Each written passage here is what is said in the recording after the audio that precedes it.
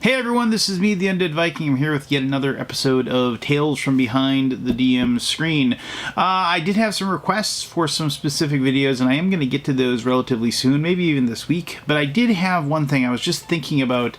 Actually, I was inspired by somebody asking me about like older campaigns that I had played, and like just like some of my memories and some of the things that maybe I would have done differently, or things I could have changed. And in some cases, I was actually trying to think of like when I was a player, and if I could go back, how I would have handled a certain situation differently than the Dungeon Master did in that particular time. So the title of this video is "It's Never Cool to Steal Someone's Cool." That's a little bit. Well, I mean, obviously, it's just kind of a title just to be kind of wordy and neat or whatever. But the purpose behind that is that I'm referencing when you're a player, you'll have an idea, you'll have a story, you'll have a thing that you'll want your character to have that will be cool. And here comes my husky coming down here to say hi. Come here, Ivan. Come here. Come here. Come here. Is he gonna come up? Is he gonna say hi? There, he's gonna say hi. So this is Ivan. This is Ivan the husky. Now, hopefully, I'll give him some scritches and he'll go away. All right, you need to go. Yeah, I love you. Get out of here. All right. He won't leave, so I apologize for you hearing him in the background right now. But anyway, like the rule of cool, or is that like this has been said by many Dungeon Masters before me. But the rule of cool is that if your players come up with something cool to do, you should let your players do the thing that they want to do that's cool, and just let them have it. Nothing stinks more than when you could do something that would make your character seem really cool and really awesome, and then the DM just kind of steps in and says, nah, you're not going to do that. And I can understand in some situations you're going to have, as a Dungeon Master, like, you can't let, oh, the rule of cool would be really neat if my guy could assassinate the king and then take his place. It's like, okay, yeah, that would be kind of cool, but I don't think I'm going to let that happen. It'd be really cool if my wizard could grab the Tome of Ultimate Knowledge and learn every single spell. It's like, yeah, that would be cool, but not going to happen. And sometimes there's, like, times when you're going to do like something that you think is going to be cool, but it's actually going to directly impact the another player. And so your cool is going to suck the cool out of somebody else. And so now you have your players at the table, kind of being upset with each other. Because they didn't get, like, it's like a zero-sum game, right? It's like, we're not being cool together. You're taking my cool out of mine, and now you have your cool in my hand. And that's like my story that I'm going to tell right here. And this is like one of my favorite campaigns that I played in. And this is, oh man, this is, I mean, it was college ages, so we're talking 25 years ago or so.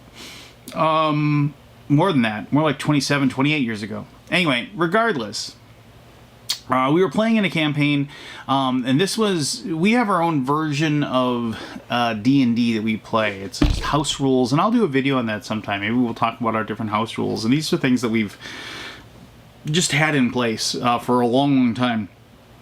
And recently, well, not recently, but back then we decided, you know what, we're just going to get rid of, we're going to create a system from the ground up. And we started coming up with our own rule set, and we called it fantasy. That's all we called it. We had all these ideas like Code U for like the ultimate RPG or things like that. But ultimately we called this one fantasy. And fantasy had it was like a very universal system. Like your character could be anything you wanted them to be. You just built them up. This was a very common concept, in that 90s era where like you didn't have a class, you didn't have a it's like, I'm not a fighter. You were just this character that had a set of skills that in like in a D&D world you'd say, okay, that's a fighter. If you were somebody that snuck around and could be stealthy and climb walls, you'd be a rogue in D&D. But in this particular world, you're just a character that has those skills.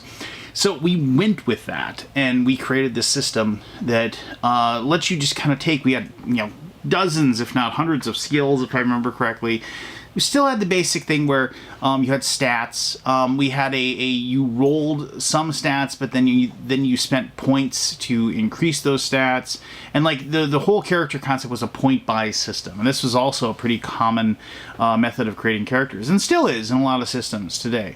But regardless, we were playing in this system, and one of the things about it was we hadn't gotten around to making a magic system yet. It was one of those things where magic was going to be difficult to, create, but also, basically to troubleshoot and make sure that, it wasn't going off the rails and wasn't too powerful and just all kinds of things that, entail when you're creating a game. Still, I mean, the fact that we created this and was, pretty well done in our opinion, was no mean feat at the time, right? So, I was playing in this system, and we were playing your characters, and we didn't have a magic system. Remember that. We did not have a magic system. The person that was running the game, and for the life of me, I think this is the only time my buddy Shad ran a campaign that I was a part of that I can remember. And I mentioned Shad one of these videos. Like, he was the person that fooled me into thinking that he had been knocked unconscious, and then the orcs ran by him. And you can go back to that video. You can find that in this Tales from Behind the DM Screen. I think it's the first one, actually. But Shad ran this game, and his idea behind it was that the world was corrupted, or the world was screwed up, from what I understand, and nobody knew exactly why the world was all screwed up. But what we ended up doing was, it was kind of quantum leapish, actually. The whole point is that some scholars or what have you, they had found this ability to actually send a certain number of us back in time, and then we would go back and we would actually kind of become our ancestors. Just bear with me. Time travel is always just a screwed up idea regardless. But we would go back in time and we would find out why, because basically magic had left the world, and we were sent back in time to find out why magic had been destroyed, or how magic got destroyed.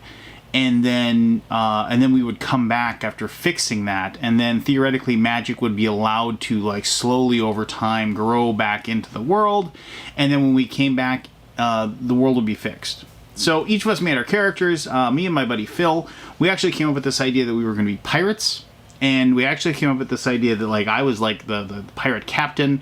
He was kind of my first mate, an assassin, kind of my muscle.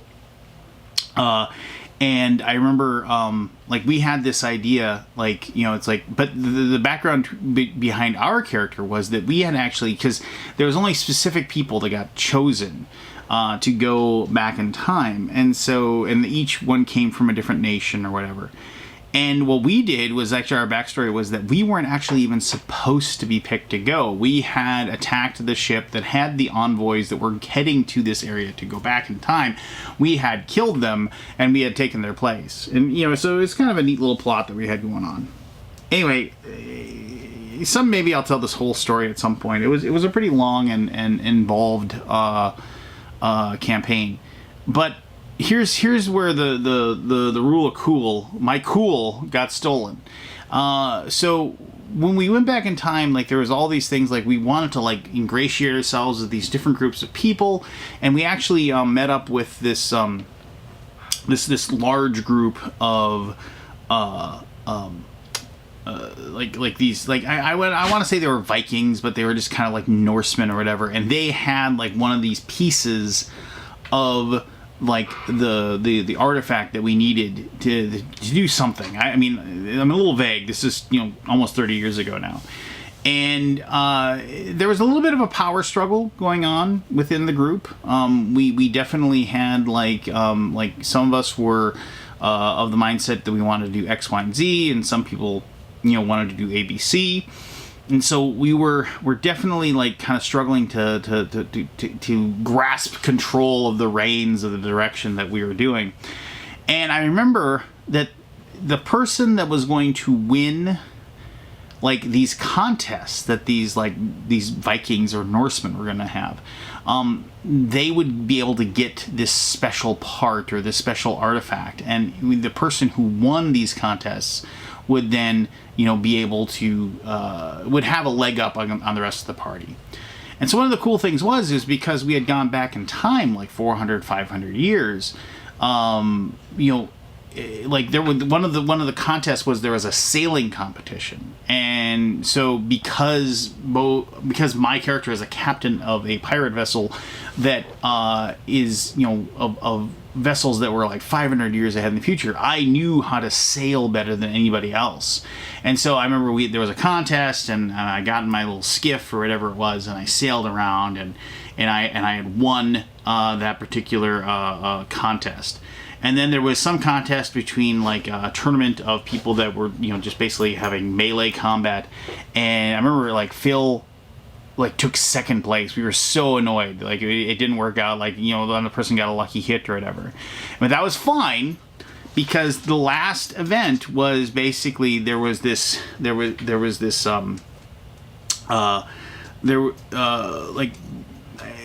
this raging river kind of thing that was deep, and the water was moving very fast, and inside out on that raging river there was basically like this barrel that people had to try to collect or grab, and they were going to hold the contest the next day. And the thing was, it was like, of all of us, I was the one that could swim, because better than anybody else. And so I was like, well, cool, we're going to win this, no problem, no big deal. I'm going to grab that artifact. Sorry, my dog is chewing something up. No big deal. So that contest was going to take place in the morning, and everybody was going to swim out, and we were all going to try to get out there and grab that thing, and then grab the barrel and come back. Well, so it was kind of like we all knew it was just like, yeah, nobody else really had any swimming skill, and my character was strong, and he was going to be able to swim, and it was just kind of a foregone conclusion that I was going to be able to do it. And what I didn't realize that like another player, my friend Craig, had been talking to Shad, like passing notes or what have you, and basically like he cheated. He figured out a way that like there was like everybody was asleep, and all of a sudden somebody started raising an alarm, and then they had realized that like basically he had like grabbed a log or something. He had floated out to the barrel, and then like he had managed to like sink the log or something like that. And then like when we all got like there's somebody out on the barrel, and somebody already grabbed it, and Craig had gotten it, and it was just kind of like. And I was sitting there and like, and mind you, I had this whole plan of what I was going to do with this artifact, and how I was going to use it to kind of propel the party in the direction that I wanted it to go. And I was really excited. And all of a sudden, because of some notes being passed, and I have nothing I can do to affect that situation at all of a sudden, like, even though I had this cool idea that I really wanted to do, another player just basically decided, oh no, I want to cheat, basically. I want to cheat the system that's been put in front of everybody.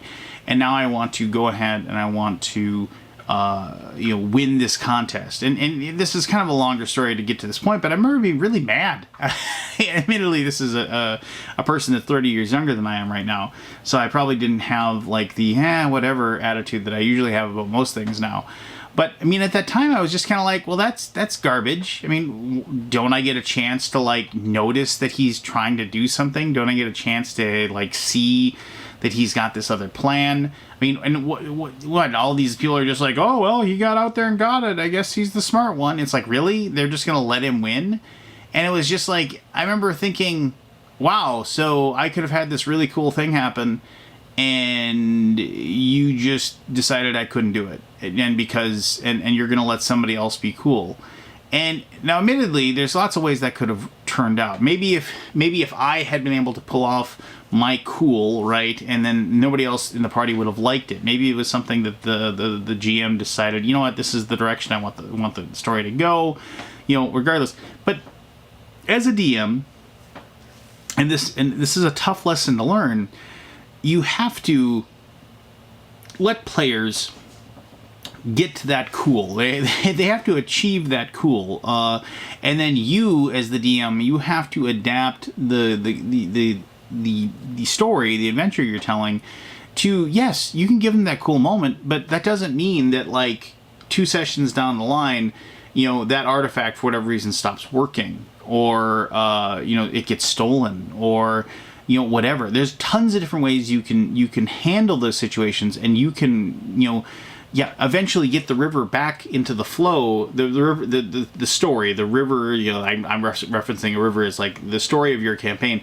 The river, there's nothing telling you that you can't get it back onto the track that you want it to be. Because as I've said many times, Dungeon Masters, I mean, you are magicians, and in the most literal sense of the terms, you are sleight of hand artists. You are giving the illusion of choice to your players, but you are going to tell your story. It's just like, and if you want to just Google illusion of choice for, you know, their illusions, Michael, Google that. I mean, it's just like it's the classic thing where, like, you have, you know, where you show the audience the 7 of spades as their card they picked, and you know it's the 7 of spades, and you know exactly where it is in the deck, and you're able to let them think that they're picking the card out of the deck, and like, hey, that's your card and you picked it. How would I know? It's magic. Ha ha ha. You know, it's the illusion of choice, and a good DM will manage to,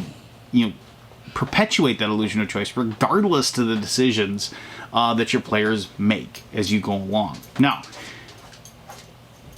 I had a bad taste in my mouth over that. I still do, in a weird way. I still get annoyed by that. I still think, man, oh man, that would have been a cool thing for me to do. I had this whole idea. I was going to get those artifacts. We were going to take them, you know, down the river. We were going to meet up with this other group of people that I had been talking to, and we were going to, like, try to figure out how we could learn magic, and all these ideas I had. And then I just had to, they were done. They were gone. They were over.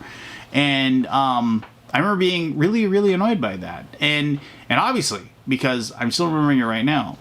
So, what my whole goal in telling you that story, and definitely there have been times when I haven't allowed people to be cool. I will fully admit there have been moments where I just haven't followed my own rules as far as letting players be cool and have their fun moments. So when I've realized, I try to remember the feeling I had in that moment where I had that coolness taken from me, that I remembered how that made me feel, and I've told myself repeatedly, let the players be cool, let them be awesome, let them have their moments, let them have their moments of glee and happiness. Your achievements shouldn't be based upon the party being almost wiped out by a tribe of orcs. Your achievements should be based upon the happiness that your players are having with the things that they succeed. And that is a very, very tough lesson for Dungeon Masters to learn. Now, I want to say one last thing about that campaign. I will say this. I did get my cool, my ultimate cool, because the whole thing about the campaign was, obviously, we're going to fix this thing, we're going to bring magic back into the world.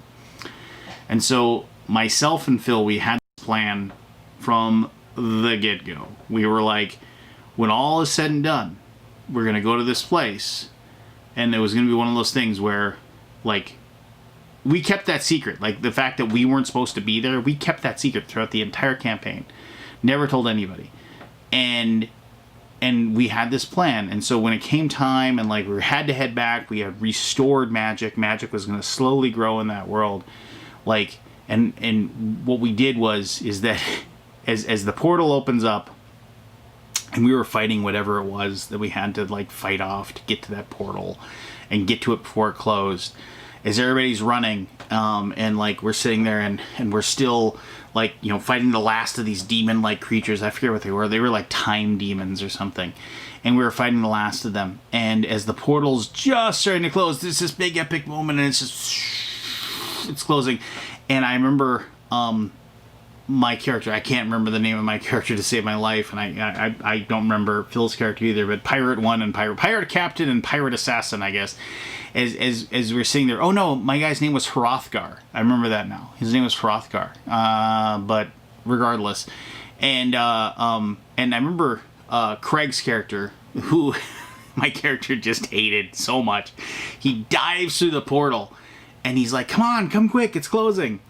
And I turned and I looked at him, and as Phil killed like the last time demon that was trying to stop us, we turned and looked as the thing, and we both just waved goodbye, and then let the portal close. And they were like, "What?" And then they fast forward 500 years in the future, and they show up, and they basically, and we had worked it out. It was just like they came out onto a clearing for the final scene, and they saw this procession of people showing up to like commemorate their return, right? I mean, because obviously time travel, they left, and then they come back, and the world is nothing like they remembered, and they see this procession of people coming to.